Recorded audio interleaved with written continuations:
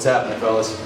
Feast your eyes on the Buell Lightning Super TT. This is a bike that defies categories. It sets its own benchmark. In my eyes, as somewhat of a Buell aficionado and the curator of the New England Motorcycle Museum, we have the largest collection of Buells, I believe, in North America on display here, including the new models. This one just really speaks to my inner child and my inner dirt bike rider. You know, I've been riding dirt bikes since 1972, and I've won 16 championships in regional motocross and arena cross, both in the expert classes and the vet classes. And this bike, you got 103 horsepower, 84 foot-pound of torque wrapped into a sub 400-pound package with lightweight aluminum wheels, massive ZTL brake rotor, 4.4 gallons of fuel in a perimeter aluminum frame with Showa fully adjustable 43 millimeter cartridge forks on the front and a Showa Works shock on the back, fully adjustable compression and rebound. In the styling, it's got number plates on it, so Christy hasn't got to it yet, but I want to have her make up a killer set of number plates with some number ones and the American flag on there. We put the Kaplan Cycles license plate on the back of it, just the way the whole thing ties together with the black rims, the white tank. Now the bars on it are something you'd expect to see on a dual sport bike, along with the hand protectors, so like you're going to go through the brush on this thing. It has a set of grill guards on the front, twin halogen headlights that protects it from sticks and rocks and that kind of thing. This is the kind of bike you can rip down canyon roads. You can take it to the down the single trails. You can rip down fire roads, or you can take it on the highway and do 140 miles an hour. It really is defines categorization because it can do so much. And this was the pinnacle of Eric Buell's design after 30-something years of designing motorcycles. Hall of Fame motorcycle engineer Eric Buell, AMA licensed pro rider, motorcyclist of the year. If you give a madman like him, who's obsessed with technology and motorcycle performance, an unlimited budget sponsored by Harley Davidson, where he could spend literally millions and millions of dollars. It cost him $120 million when Harley was going out of business in 09 because of the recession, and had to lay off a bunch of employees and get rid of the V-Rod and the drag racing program, the Harley drag racing program, and they cut Buell. It cost them $120 million just to close the company down. So you can imagine how much money they spent to develop this technological marvel that you have in front of you here, all based on a 45-degree V-twin, originally Sportster derived, originally designed in 1957. It's a patented design with the 45-degree and the crank pin placement. It gives it that broad torque and that unmistakable V-twin rumble. Now this one's muffled through a active exhaust system, which has a valve. Once you get up in the RPM, it opens up, kind of like an exhaust port. Huge stainless steel headers with the heat shield guard on there, when the muffler is directly underneath the engine, bringing together the centralization of mass that Eric was one of his trilogies of technology. Number one was centralization of mass. Number two was lightweight and low unsprung weight. That's why it has that massive ZTL perimeter, zero torsional load perimeter floating disc brake unit with a 6-piston caliper on it. It's 7 pounds lighter than a twin brake setup on the front would be. And it also allows you to run basically a hollow spoke aluminum lightweight front wheel. So the whole unsprung weight package is so much better with that and makes the bike more flickable in the corners. It handles amazing. This one is an absolute museum piece. How did it end up this nice 15 years later? Well, it was in a private museum collection from Rob Myers, the owner of the EBR Buell Racing Motor Clothing Company. He's the guy who owned the company, who made all of the gear for these motorcycles. He was a motorcycle nut himself. He's in his 70s now. That's why he sold the collection to us. And this one was one of the crown jewels, one of my favorite of the collection. It is a 10 out of 10 cosmetically. It's a 10 out of 10 mechanically. It has 2,200 original miles on it. He bought it brand new. It was always under a cover in an air-conditioned, heated shop in Texas, under a cover with a battery tender on it, and it's in impeccable condition. As an EBR clothing, as a part of the Buell inner group, he had access to all the service and any updates it had, the flashing of the ECU and updates. Anything that needed to be done was done to it. We've just gone through it, gave it a full service, changed the engine oil, changed the primary chain case oil, put VP non-ethanol fuel in it, clean the fuel injectors, put a brand new battery in it, and the bike needs absolutely nothing. It's ready to go. It's truly a museum piece with 2,224 miles on it. This was part of the collection that he would bring to the rallies and display with the EBR motor clothing, accessories, and it kind of reminds me, in the white, kind of reminds me of like a Stormtrooper motorcycle. I think with a nice red, white, and blue matching helmet and jacket and some cool red, white, and blue graphics on the number plates, this thing will be complete. I can't keep the collection of 14, but this, the S1 Lightning, and the red, white, and blue 1190 RS are probably going to be the last to go. They're all going to be put up for sale.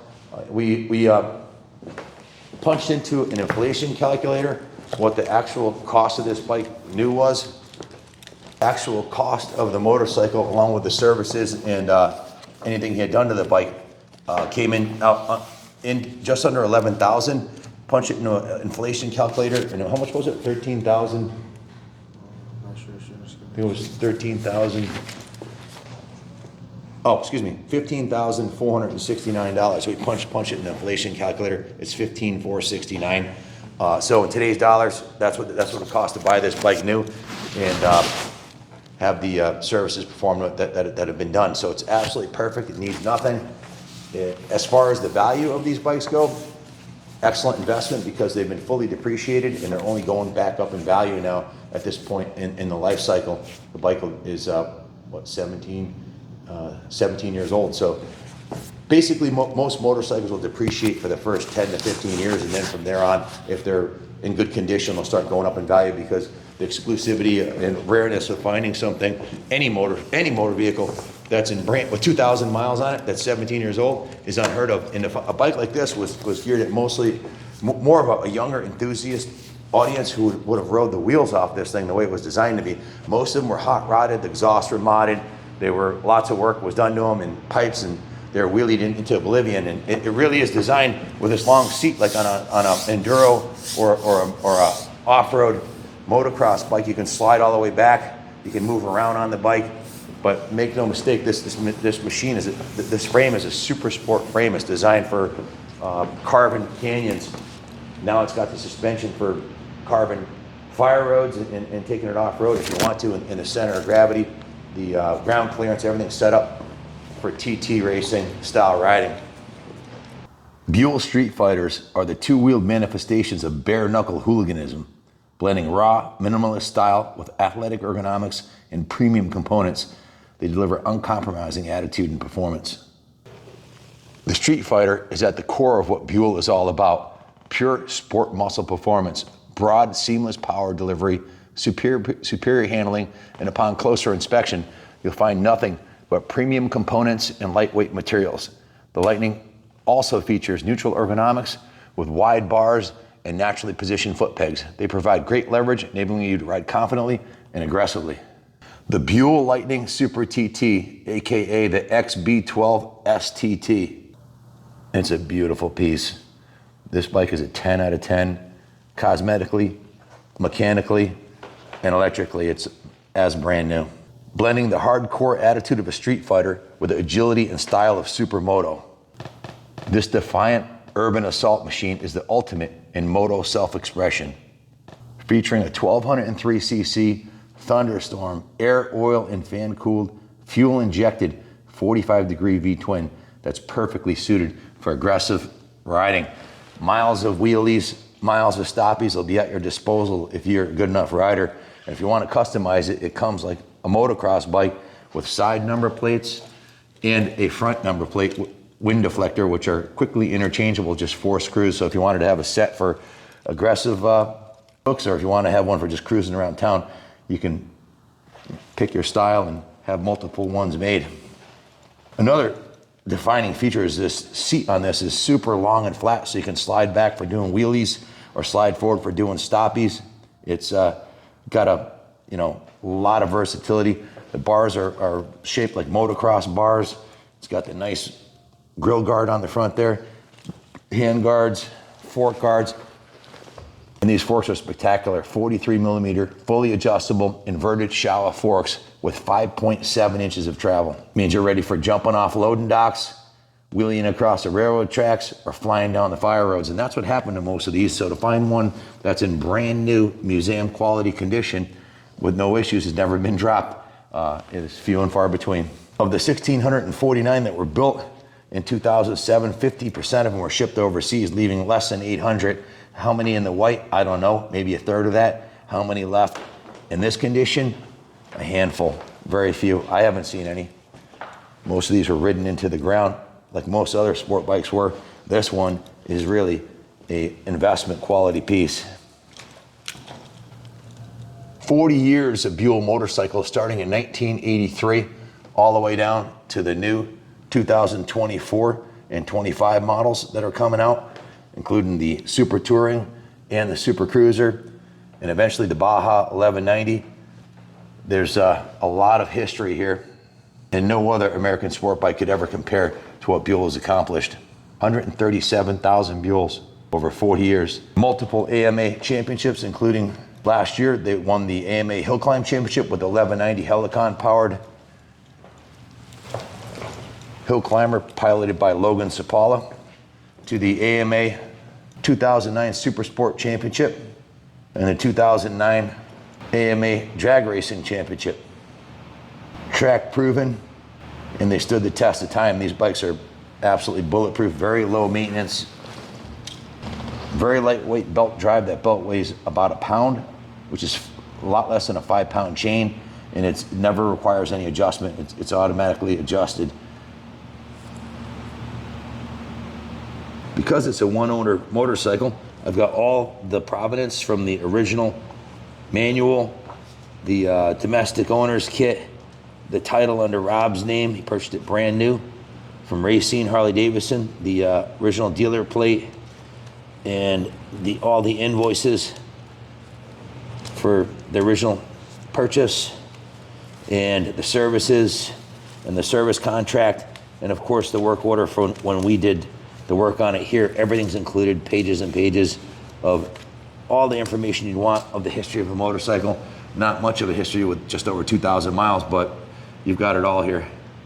Comes from the factory with the rear wheel spools right here, so you can put it up on a stand to clean the rear wheel or change your rear tire.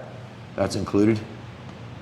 As a pinnacle of technology, with Eric Buell's 30+ years as an engineer, the principles that guided him as a designer, AMA Hall of Fame motorcycle engineer and a racer and Motorcyclist of the Year, his intuitive handling was key with him. In mass centralization, that means having all the weight at the center of the motorcycle, including the exhaust mounted underneath it, and everything geared towards that mass centralization and lightweight. Think about it this way.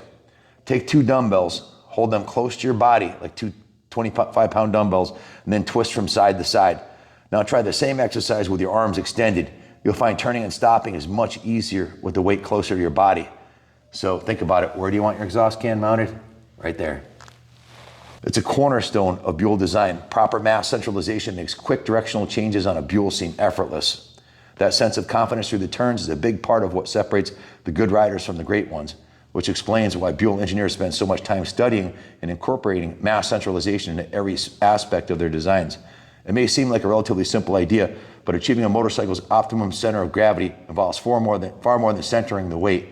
Height, longitudinal placement, and distribution of mass all have dramatic effects on a vehicle's handling characteristics. That's why, for example, the underslung exhaust is centrally located between the fore and aft of the bike and tucked beneath the chassis.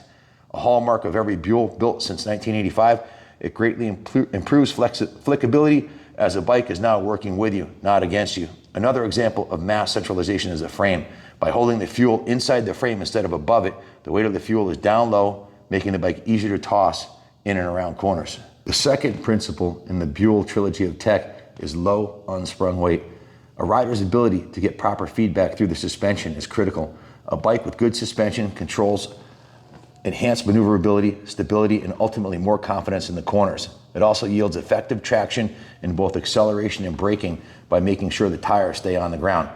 Beyond the development of premium suspension components, Buell engineers achieve such an exceptional level of control by minimizing the mass, inertia, or weight of unsprung components. It's something we learned early on, which is why Buell was the first to introduce upside-down inverted forks like these on a production motorcycle in 1991. Today, that never-ending pursuit of lowering unsprung weight is evident with the Buell ZTL, which stands for Zero Torsional Load, and ZTL2 braking systems. By mounting the brake rotor directly to the rim, the ZTL systems yield two benefits. First, the hub and spokes no longer need to be able to handle the torsional braking loads associated with the traditional setup, enabling the use of thinner, lighter spokes. And secondly, the leverage afforded by this massive 375 millimeter rotor presents incredible stopping power, eliminating the need for dual rotor caliper equipment. The result is a motorcycle that is 7 pounds lighter of unsprung weight and sure-footed with incredible feedback. The third principle in the Buell trilogy of tech is chassis rigidity, and this massive aluminum swing arm and frame is proof they're serious about it. When riding aggressively through turns, a motorcycle is subjected to severe cornering loads that tend to make the chassis flex and bend. But a motorcycle with a more rigid chassis can more easily hold its line. The front and rear wheels are better able to remain in the same plane, and the entire package is more stable and precise. Because we feel a motorcycle can never be too precise, it would follow that a chassis can never be too torsionally rigid. That's what led the Buell engineering team to develop the Intuitive Response Chassis, or IRC. By focusing greatly on optimizing structural members, we've created a chassis that responds to inputs exactly as you'd expect it to. No twisting, no surprises. A key element of the IRC is the frame.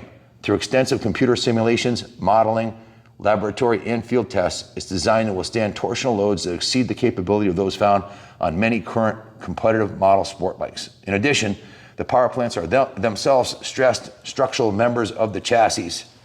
The air-cooled engines are attached to the frame using the uniplanar isolation mounting system. This further improves rigidity and helps to deliver the precise handling many have now come to expect from a Buell. It's direct from the Buell catalog, and it's hard to remember all that, so I just wanted to recite it word for word to give you guys the real deal of the unsprung rate, the centralization of mass, and the chassis rigidity right from the mouth of Eric Buell himself. Another one of the driving principles of Eric Buell's design was multi-function design, which meant each component could do more than one thing, thus eliminating components. And a prime example is the fuel tank resides inside the frame, and the oil tank resides in the swing arm, making them super stiff and lighter because you're eliminating the need for a separate fuel tank and a separate oil tank. Here's a picture in the catalog of the fuel inside the frame. You can see the orange colored fuel inside of the frame, down low where you'd want it instead of up high. So a lighter bike is a better handling bike.